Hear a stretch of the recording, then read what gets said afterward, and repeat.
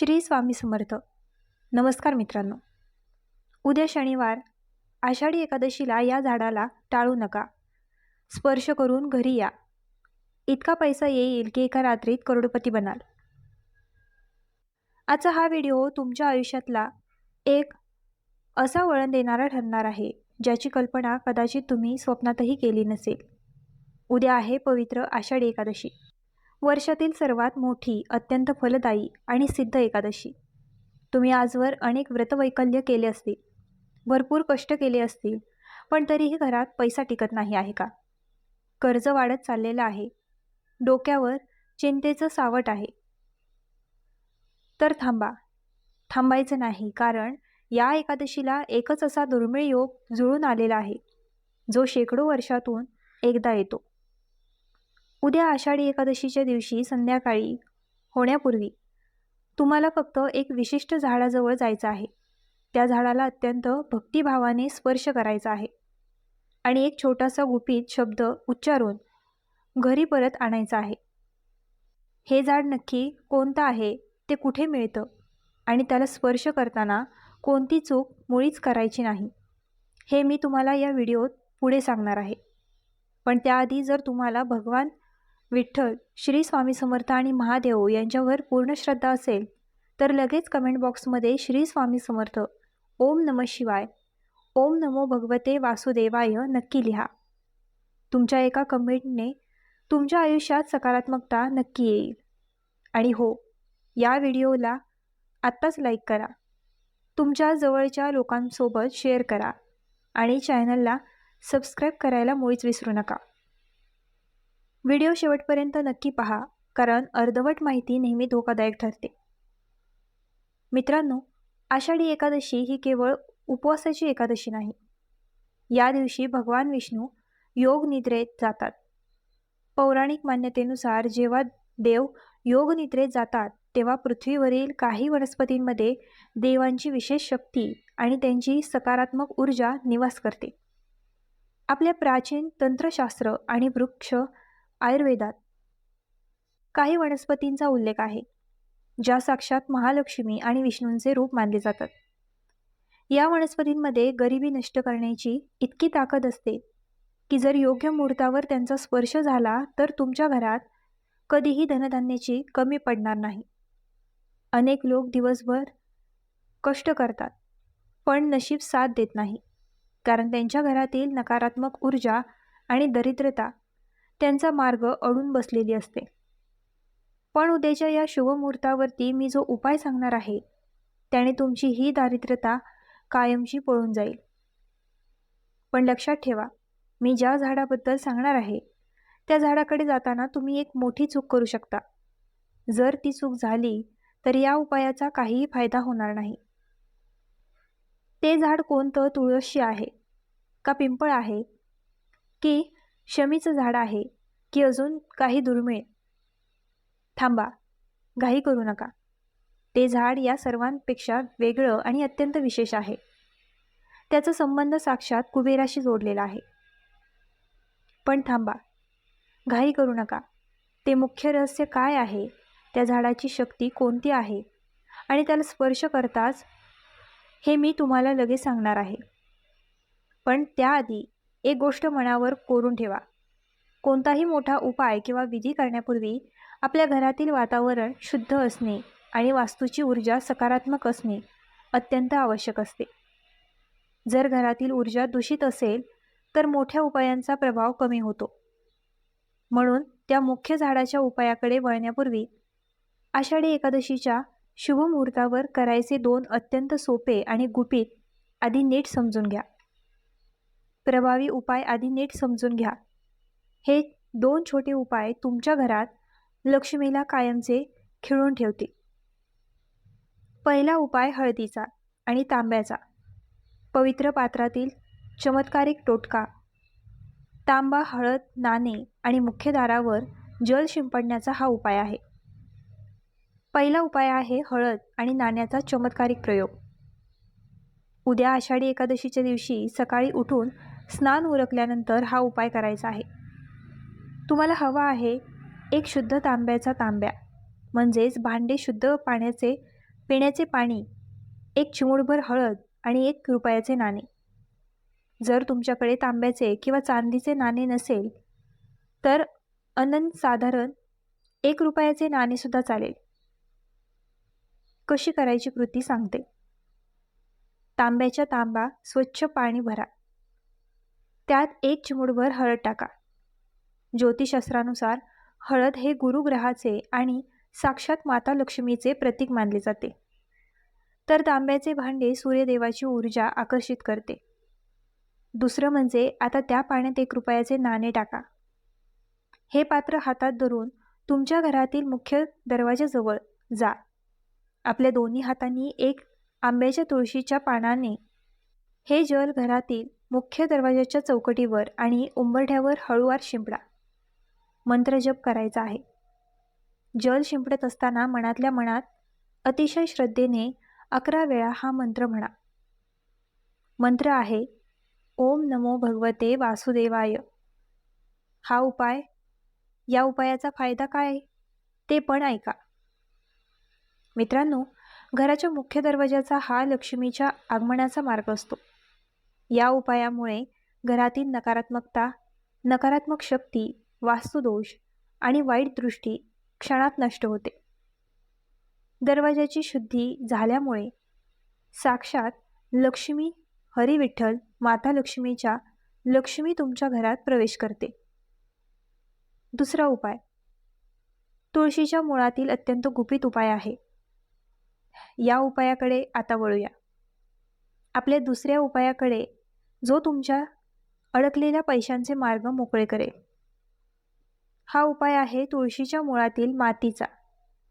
आपल्या सर्वांना माहिती आहे की एकादशीच्या दिवशी तुळशीचे महत्त्व किती अगाध आहे. पण इथे एक खूप मोठी सावधगिरी बाळगायची गरज आहे. एकादशीच्या दिवशी चुकूनही तुळशीची पाने तोडू नका. एकादशीच्या दिवशी तुळशीची पाने तोडणे हा खूप मोठा पाप दोष मानला जातो. मग उपाय कसा करायचा सांगते. उद्या सकाळी किंवा संध्याकाळी तुळशीला जल अर्पण करा.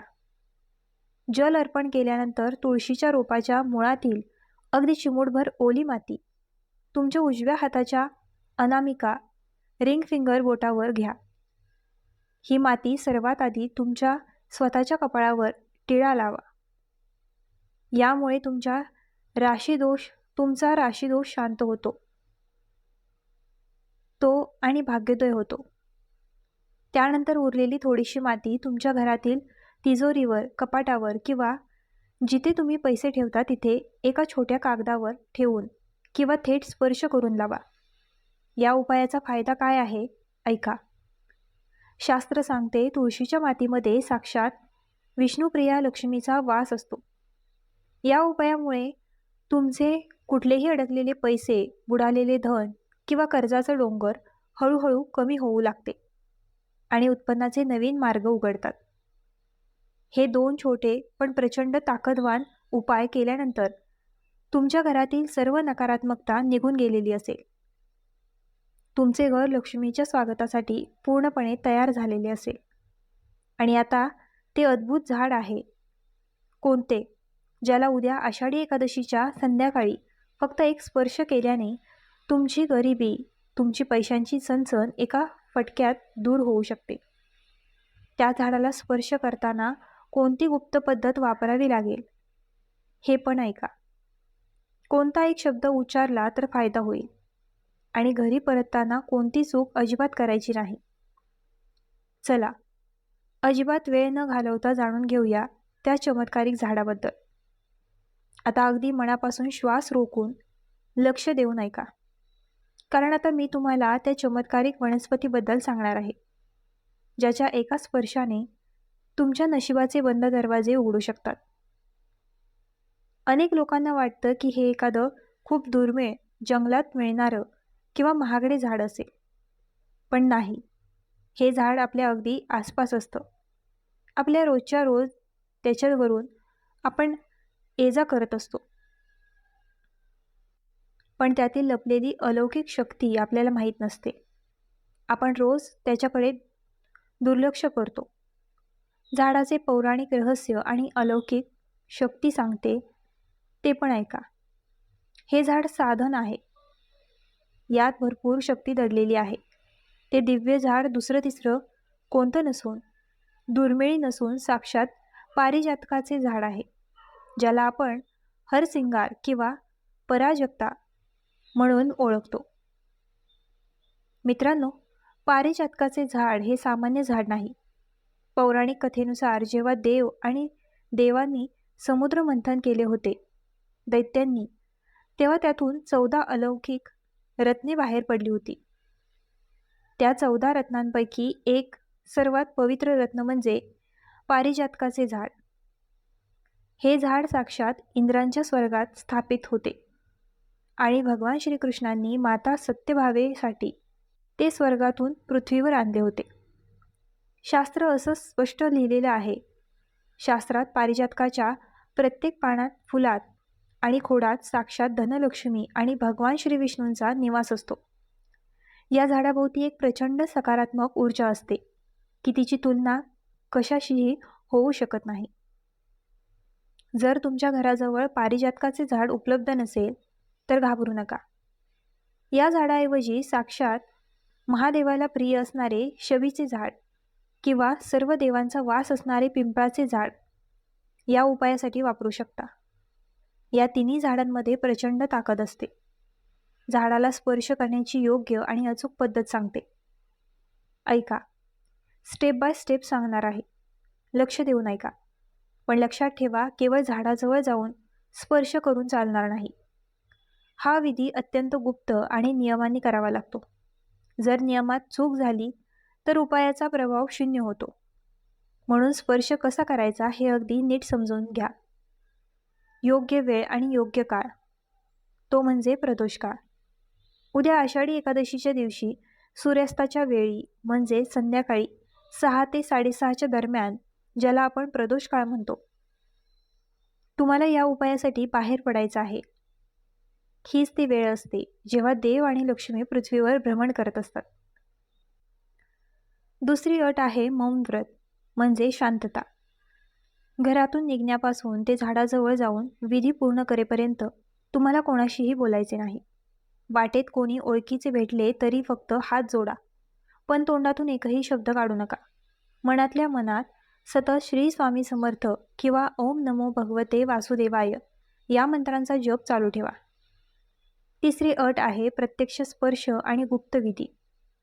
झाडाजवळ पोचल्यावर सर्वात आधी त्याला हात जोडून अत्यंत नम्रतेने नमस्कार करा.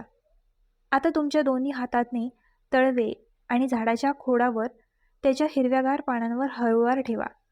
आपले डोळे मिटा आणि तुमच्या मनातील सर्व दुःख, खोडावर असलेल्या कर्जाचं ओझं, डोक्यावर असलेल्या कर्जाचे ओझे, गरिबी, पैशांची चणचण साक्षात लक्ष्मीसमोर व्यक्त करा. दोन्ही हात झाडावर टेकवलेले असताना मनातल्या मनात अत्यंत श्रद्धेने 3 वेळा हा सिद्ध लक्ष्मी मंत्राचा जप करा. ओम श्रीम भीम श्रीम क्रीम श्री महालक्ष्मी वासुदेवाय नमः. हे शब्द उच्चारताना असा भाव ठेवा की झाडातील संपूर्ण दिव्य ऊर्जा तुमच्या शरीरात आणि भाग्यात प्रवेश करत आहे. मंत्रजप पूर्ण झाल्यावर झाडाला पुन्हा स्पर्श करा. मनोभावे नमस्कार करा. आणि आता सर्वात महत्त्वाची गोष्ट, मागे वळून न पाहता आता थेट तुमच्या घरी निघून या. वाटेत कोणाशी बोलू नका आणि मागे वळून पाहू नका. घरी आल्यावर सर्वात आधी तुमचे हात आणि पायांवर स्वच्छ पाणी टाका आणि मगच घरातील मुख्य मंदिरात प्रवेश करा. शास्त्रातील प्राचीन मान्यतेनुसार आषाढी एकादशीच्या या सिद्ध आणि पवित्र मुहूर्तावर जेव्हा एखादी व्यक्ती पूर्ण विश्वासाने आणि निष्ठेने पारिजातकाच्या झाडाला स्पर्श करते, ते तिच्या जन्मोजन्मीचे दारिद्र्य नष्ट होते. झाडातील सकारात्मक ऊर्जा तुमच्या आयुष्यात आर्थिक चणचण असेल तर ती दूर करून तुमच्यासाठी समृद्धीचे नवे मार्ग उघडून देते. मित्रांनो, शास्त्रामध्ये विश्वासालाच सर्वात मोठे फळ मानले गेलेले आहे. जर तुम्ही पूर्ण श्रद्धेने आणि शुद्ध मनाने हा उपाय कराल तर भगवान विठ्ठल आणि माता लक्ष्मी तुमच्या आयुष्यातील दारिद्र्य नक्की दूर करेल. एका रात्रीत चमत्कार होणे म्हणजे तुमच्या कर्जाची फळे आणि तुमच्या कर्माची फळे आणि देवाची कृपा एकत्र येणे. उद्याच्या आषाढी एकादशी तुमच्या सर्वांच्या आयुष्यात सुख, समृद्धी, शांती, भरभरून धनधान्य घेऊन येवो, हीच विठ्ठलचरणी प्रार्थना. तर मित्रांनो, जर तुम्हाला हा व्हिडिओ आवडला असेल, व्हिडिओला नक्की लाईक करा. तुमच्या मित्रपरिवारासोबत शेअर करा, जेणेकरून त्यांनाही या उपायाचा लाभ घेता येईल. जर तुम्ही चॅनलवर नवीन असाल तर सबस्क्राईब करायला मुळीच विसरू नका. आणि हो, कमेंट बॉक्समध्ये पूर्ण श्रद्धेने श्री स्वामी समर्थ, ओम नमो भगवते वासुदेवाय नमः, नमः शिवाय लिहायला अजिबात विसरू नका.